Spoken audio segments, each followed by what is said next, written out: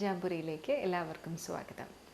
ഇന്നിവിടെ കാണിക്കാൻ പോകുന്നത് ഒരു സിമ്പിൾ വാനില കേക്കിൻ്റെ റെസിപ്പിയാണ്. നമുക്കിനി കുക്കിങ്ങിലോട്ട് പോകാം. കേക്ക് ഉണ്ടാക്കുമ്പോഴത്തേനും ആദ്യമായിട്ട് നമ്മൾ ശ്രദ്ധിക്കേണ്ട കാര്യങ്ങൾ, നമ്മൾ ഉപയോഗിക്കുന്ന സാധനങ്ങൾ എല്ലാം റൂം ടെമ്പറേച്ചറിലായിരിക്കാൻ ശ്രദ്ധിക്കുക. ഇനി ആദ്യമായിട്ട് ചെയ്യേണ്ടത് നമുക്ക് കേക്ക് ടിന്ന് സെറ്റ് ചെയ്യണം. ഇപ്പോൾ ഒരു ബേക്കിംഗ് ടിന്ന് ഞാനിവിടെ എടുത്ത് വെച്ചിട്ടുണ്ട്. ഇത് ഒന്നെങ്കിൽ വെണ്ണ തടവിയിട്ട് അതിൽ മൈദ ഇടുക, എന്നിട്ട് അതൊന്ന് എക്സസ് തട്ടി കൊടുക്കുക, എന്നിട്ട് എക്സസ് ആയിട്ടുള്ള കളയുക. അങ്ങനെ നമുക്ക് സെറ്റ് ചെയ്യാം. അല്ലെന്നുണ്ടെങ്കിൽ ബേക്കിംഗ് പേപ്പർ ഉപയോഗിച്ച് നമുക്ക് സെറ്റ് ചെയ്യാൻ പറ്റും. ഇവിടെ ഞാൻ സെറ്റ് ചെയ്യുന്നത് ബേക്കിംഗ് പേപ്പർ ഉപയോഗിച്ചിട്ടാണ്. അപ്പോൾ അതെങ്ങനെയാണെന്ന് നോക്കാം. അപ്പോൾ ഇത് സെറ്റ് ചെയ്യാനായിട്ട് ഒരു റൗണ്ട് ടിന്നാണ് ഞാൻ എടുത്തിരിക്കുന്നത്. അപ്പം ഇതിന് വേണ്ടിയിട്ട് ഇതിൻ്റെ ഏകദേശം ഒരു റൗണ്ട് കണക്കിന് നമ്മളൊരു ബേക്കിംഗ് പേപ്പർ കട്ട് ചെയ്തെടുക്കുന്നു. അപ്പോൾ ഇത്രയാണുള്ളത്. ഇത് ഞാൻ കട്ട് ചെയ്യുവാണ്. അത് കഴിഞ്ഞിട്ട് ഇതിനെ ഒരു ലെയർ ഫോൾഡ് ചെയ്യുക. അത് കഴിഞ്ഞിട്ട് ഇതിനെ വീണ്ടും ഒന്നുകൂടി ഫോൾഡ് ചെയ്യുക.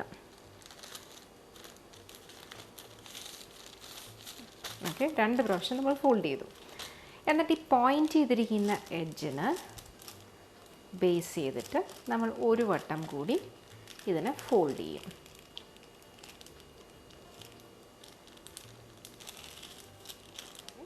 അത് കഴിഞ്ഞിട്ട് വീണ്ടും ഒരു വട്ടം കൂടി നമുക്ക് വേണമെങ്കിൽ ഫോൾഡ് ചെയ്യാം.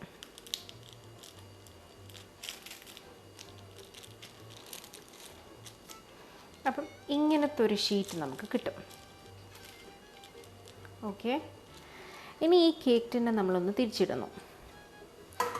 ഇതിൻ്റെ ഏകദേശം റൗണ്ടിൽ നമ്മൾ ഇതിൻ്റെ എഡ്ജ് കൊണ്ടുവന്ന് വയ്ക്കുന്നു. എന്നിട്ട് നമ്മളൊരു മെഷർമെൻ്റ് അനുസരിച്ച് എത്രയാണ് വേണ്ടതെന്നുള്ളത് മെഷർ ചെയ്യുവാണ് ചെയ്യുന്നത്. ഇപ്പം ഇതിനനുസരിച്ച് ഇത്രയുമാണ് വേണ്ടത്.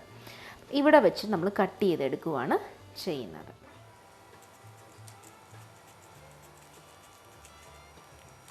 ഓക്കെ, എക്സാക്റ്റാണ്. അപ്പോൾ ഇതിനകത്ത് ബട്ടർ തടവി വെച്ചിട്ടുണ്ട്. എന്നിട്ടൊരു ബട്ടർ പേപ്പറും പാസ്മെൻറ്റ് പേപ്പറും ഞാൻ ഇട്ടിട്ടുണ്ട്. ഇനി സൈഡിലും വേണമെന്നുണ്ടെങ്കിൽ നമുക്കിത് ചെയ്യാം. നോർമലി ഒരു എക്സാക്റ്റ് അളവെടുക്കുക. എന്നിട്ട് ഇതിന് സൈഡ് ഏകദേശം ഇത്രയാണുള്ളത്.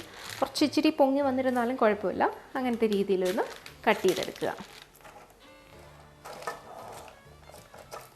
അപ്പോൾ നമ്മുടെ കേക്ക് ടിന്ന് സെറ്റ് ചെയ്തെടുത്തിട്ടുണ്ട്.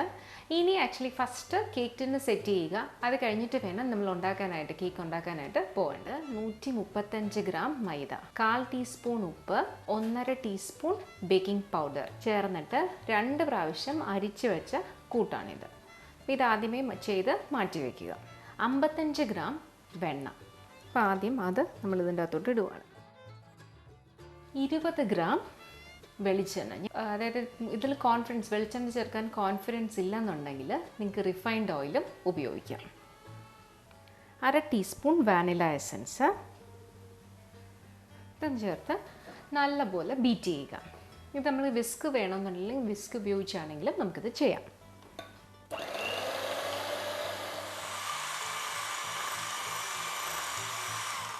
ഒന്നര മുട്ട എന്നിട്ട് ഞാൻ ബീറ്റ് ചെയ്യുന്നു. ഇത് വീണ്ടും പകുതി കൂടെ ചേർക്കുന്നു. എന്നിട്ട് 80 ഗ്രാം പൊടിച്ച പഞ്ചസാര. അത് ആദ്യം കുറച്ച് തട്ടുക, എന്നിട്ട് ബീറ്റ് ചെയ്യുക, പിന്നെയും ബാലൻസ് തട്ടുക.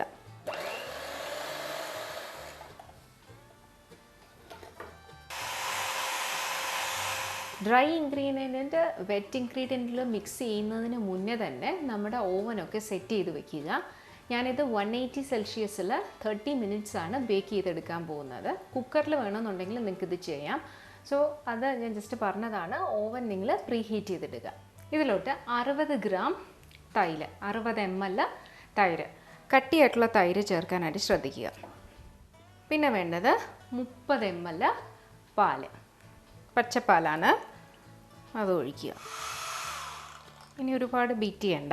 ഇതിലോട്ട് നമുക്ക് മിക്സ് ചെയ്ത് വെച്ചിരിക്കുന്ന മൈദ ഇട്ട് കൊടുക്കുക. മൈദ ഇട്ടിട്ട് ഒരുപാട് സമയം നമ്മൾ സ്പൂണ് കൊണ്ട് സ്പാറ്റുല കൊണ്ട് ഇങ്ങനെ ഇത് ചെയ്യാൻ പാടില്ല.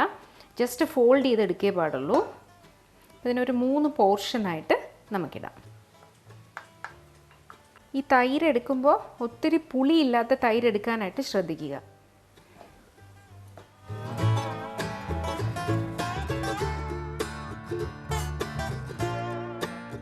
നമ്മൾ സെറ്റ് ചെയ്ത കേക്ക് ടിന്നിലോട്ട് ഈ മിക്സ് നമുക്കിനി ഒഴിക്കാം.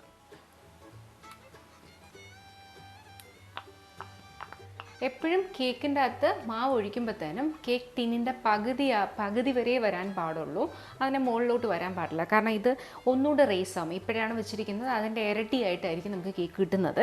അപ്പോൾ ഞാനിത് മാവ് വെച്ചിട്ടുണ്ട്. എന്നിട്ട് 2 പ്രാവശ്യം ഡാബ് ചെയ്യുക. ഇത് നമുക്ക് 180 സെൽഷ്യസിൽ നമുക്കിത് 30 മിനിറ്റ്സ് ബേക്ക് ചെയ്തെടുക്കാം.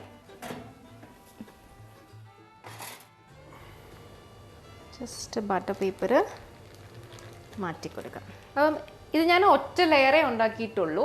ഈ കേക്ക് വളരെ സ്പോഞ്ചി ആയിട്ടുള്ള കേക്കാണ്. നമ്മളൊരു നല്ല ഇതിന് ഒരു തരത്തിലുള്ള മുട്ടയുടെ ചൊവയോ ഒന്നും നിങ്ങൾക്ക് അറിയാൻ പറ്റത്തില്ല.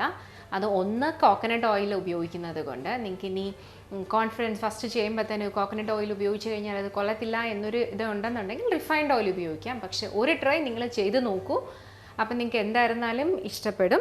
ഞാനിവിടെ വിപ്പിംഗ് പൗഡറാണ് യൂസ് ചെയ്യുന്നത്. ഏത് ബ്രാൻഡിൻ്റെ വേണമെങ്കിലും യൂസ് ചെയ്യാം. നിങ്ങൾക്ക് അതിൻ്റെ ഡയറക്ഷൻ ടു യൂസ് പറഞ്ഞിട്ടുണ്ടായിരിക്കും.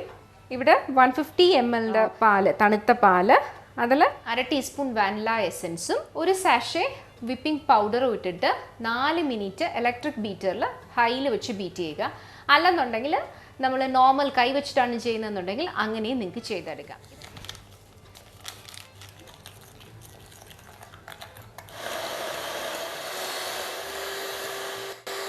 ഇപ്പം 4 മിനിറ്റ് വിപ്പ് ചെയ്തതാണ്. ഇതിൻ്റെ കൺസിസ്റ്റൻസി എന്ന് പറയുന്നത് നമ്മളിങ്ങനെ ബൗള് തിരിച്ചിട്ടിരുന്നാലും അത് താഴോട്ട് വരത്തില്ല.